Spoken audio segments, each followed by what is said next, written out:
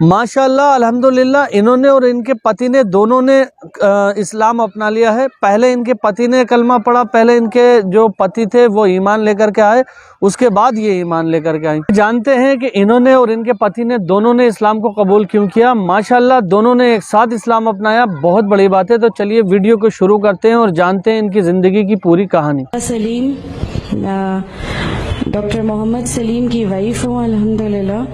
ہم لوگ بھوپال سے بلونگ کرتے ہیں۔ میرے ہسبینڈ نے پہلے اسلام قبول کیا، ایک جین فیملی سے بلونگ کرتے ہیں۔ میں اگروال فیملی سے تھی، میرا پرانا نام مانسی اگروال تھا، اور میرے ہسبینڈ نے جب اسلام قبول کیا تو میرے لیے میری لائف کا بہت ایک شاکنگ انسیڈنٹ تھا۔ میں نے فرسٹ ٹائم کسی کو پہلی بار دیکھے، میں نے کسی کو نماز پڑھتے ہوئے دیکھا۔ میں نے اچانک یہ اکثر کر کے ایک پرٹیکولر ٹائم ہوتا تھا اور یہ گھر سے کہیں چلے جاتے تھے، اور میں ان سے پوچھتی تھی کہ آپ کہاں جاتے ہیں، تو یہ ریپلائی کرتے تھے this is none of your business, you have to do your job. تو میں بھی خاموش ہو جاتی تھی۔ باقی میرے فادر ان لا سے اکثر ان کی ڈیبیٹ اور سب کچھ ہوا کرتا تھا، بٹ مجھے نہیں سمجھ میں آتا تھا کہ یہ ڈیبیٹ کیا ہے، یہ لوگ کس بات پہ اتنا زیادہ، مطلب ان کا ڈیبیٹ اتنا ایگریسو موومنٹس پہ کیسے آ جاتا ہے۔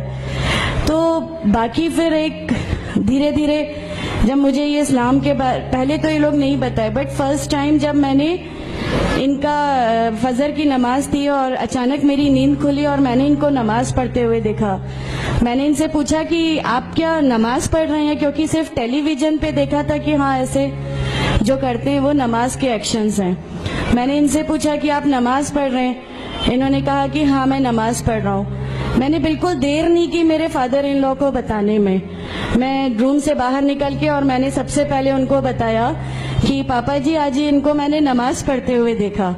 تو انہوں نے مجھ سے کہا کہ ٹھیک ہے خاموش رہو، ابھی کسی سے کہنا نہیں، ہم دیکھیں گے کیا کر سکتے ہیں۔ اب وہ جو میری لائف کا مومنٹ تھا، وہاں سے میرے کو ایسا لگا کہ یہ کیا ہوا، مطلب یہ کیا کر رہے ہیں، ایسا کیوں کر رہے ہیں، یہ کہیں یہ کسی ایسے ویکتی سے تو نہیں مل گئے جو ان کو ٹیررزم کی طرف لے جا رہا ہے، اور یہ ایسی چیزوں میں تو نہیں انوالو ہو جائیں گے۔ ایک بہت بڑا ڈر جو میرے اندر تھا وہ، اور on that time I was pregnant, تو میرے کو ایک بہت کھلبلی سی لگی رہتی تھی کہ یہ کیا چل رہا ہے، یہ کیا چل رہا ہے۔ پھر دھیرے دھیرے کر کے جب میں ان کی بکس وغیرہ جو المیرا میں رکھی رہتی تھیں وہ میں پڑھنے لگی اور ڈھونڈنے لگی، یہ چھپا کے رکھا کرتے تھے، اور مجھے جب بھی کوئی بک ملتی تھی تو پھر میں اس کو پڑھنے لگی۔ تو مجھے اس میں ایسا کچھ لگتا ضرور تھا کہ پتہ نہیں کچھ ہے، کوئی ڈیفرنٹ چیز ہے، کیونکہ میں نے دیکھا کہ ان کے اخلاق، ان کی سب چیزیں بالکل چینج ہو گئی، جو یہ پہلے تھے اس سے یہ بالکل الگ ہو گئے۔ تو مجھے ایسا پرسنلی لگتا تھا کہ اس پلیٹ فارم نے ان کو ایسا کیا دیا جو میرے ہسبینڈ کو بالکل چینج کر کے رکھ دیا۔ مطلب الحمدللہ یہ اس سمے کوشش کرتے تھے کہ جو نبی کی سنتیں ہیں، جو ہمارے نبی صلی اللہ علیہ وسلم نے کیا، اپنی وائف کی مدد کرنا، اپنی وائف کے ساتھ کس طرح اس کے حقوق کی ادائیگی کرنا، یہ سب کچھ وہاں الحمدللہ کرنے لگے۔ اور مجھے جو ان کا یہ ڈراسٹیکل چینج تھا، جو ان کو اس پلیٹ فارم پہ آئے ہوئے 6 months یا 1 year ہوا ہوگا، وہ دیکھ کے میرے لیے ایک بہت بڑا ایک سرپرائز تھا کہ یہ کیا ہوا۔ پھر اس کے بعد مجھے لگا کہ نہیں، میں بھی اب اس کو جانتی ہوں، میں بھی اب پڑھوں گی، اور پھر میں اپنے فادر ان لا اور ان کی ڈیبیٹ سننے لگی۔ تو جینزم میں گاڈ کانسیپٹ ہے ہی نہیں۔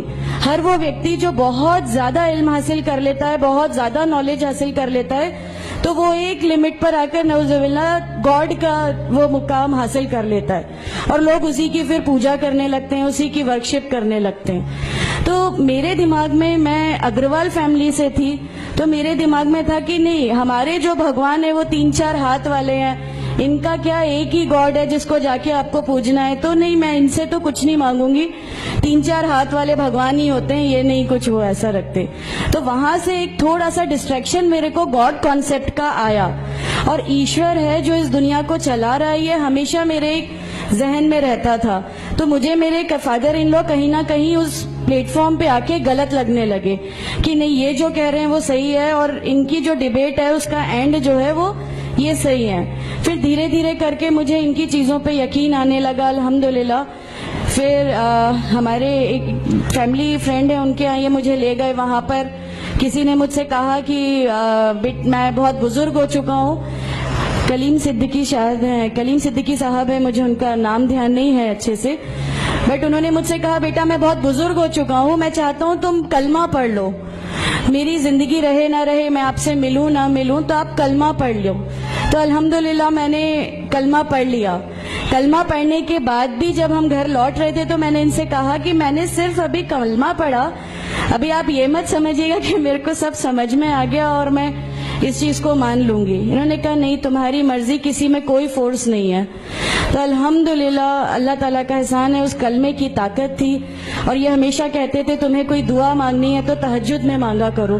تہجد کا جو ٹائم ہوتا ہے وہ بہت قیمتی ہوتا ہے اور اس میں اللہ تعالیٰ سب کی دعائیں قبول کرتا ہے. انہوں نے مجھے ایک دعا سکھائی تھی کہ تم ایک دعا مانگو کہ یا میرے رب اگر میرا ہسبینڈ غلط راستے پر ہے تو اس کو صحیح راستے پہ لے آ، اور اگر میں غلط راستے پہ ہوں تو مجھے صحیح راستہ دکھا دے. الحمدللہ میں یہ دعا کنٹینیو مانگتی تھی. ایک بار میری نیند الحمدللہ تہجد میں کھلی اور بس میں نارمل جیسے ایک دھیان کرتے ہیں ویسا میں بیٹھ گئی اور اپنے آپ اچانک دل چاہا کہ بس سجدہ کروں. میری زندگی کا وہ پہلا سجدہ تھا اور اس بہت لمبا سجدہ تھا، اور اس سجدے میں نے میرے رب سے کیا کیا مانگ لیا مجھے بھی نہیں یاد ہے. اور اس سمے مجھے ایسا فیل ہو رہا تھا جیسے اللہ تعالیٰ خود مجھ سے بات کر رہا ہے، اللہ میرے سوالوں کا جواب خود دے رہا ہے. الحمدللہ بس اس کے بعد تو ایسا لگا کہ نہیں، اسلام حق ہے اور اسلام پہ ہی چلنا ہے. اس کے بعد پھر بہت ساری پریشانیاں لائف میں آئیں، سب کچھ آیا، بٹ الحمدللہ اللہ کا احسان ہے کہ اللہ تعالیٰ نے ہر پریشانی، ہر چیز کو ایسے لے لیا کہ ہم لوگوں کو کبھی احساس ہی نہیں ہونے دیا کہ یہ کوئی پریشانی تھی. ایسا لگا کہ اللہ کی پوری راہ میں ہم لوگوں کو ریوارڈ ہی ملنا ہے اس چیز کا، اور اللہ ہمیں اس کا ریوارڈ ہی دیتا چلا جائے گا. الحمدللہ بس اس سمے سے شروعات ہوئی تھی دین اسلام کی. الحمدللہ آگے چل کے پریشانیاں، تکلیفیں ہر ریورٹ کی زندگی میں آتی ہیں، لیکن میں ہر ریورٹ بہن سے یہ کہنا چاہتی ہوں کہ اللہ کی خاطر آپ لوگ اس دین میں آئے ہیں، کسی اور چیز کے لیے نہیں آئے. تو اللہ ہی کی خاطر ان پریشانیوں کو بھی جھیلیے، اللہ ہی کی خاطر جھیلیے. اللہ تعالیٰ اگر آپ لوگوں سے ماشاءاللہ، میں جب گھر سے نکلی، جب ہمارے فادر ان لا نے ہمیں گھر سے نکالا، میرے بچے کی، چھوٹا بچہ تھا، چھوٹے والے کی صرف ایک دودھ کی بوتل تھی، اس کے علاوہ کچھ بھی نہیں تھا. میں جاب کرتی تھی، میں نے اپنے چھوٹے بیٹے کو ماں کے یہاں چھوڑ کے جایا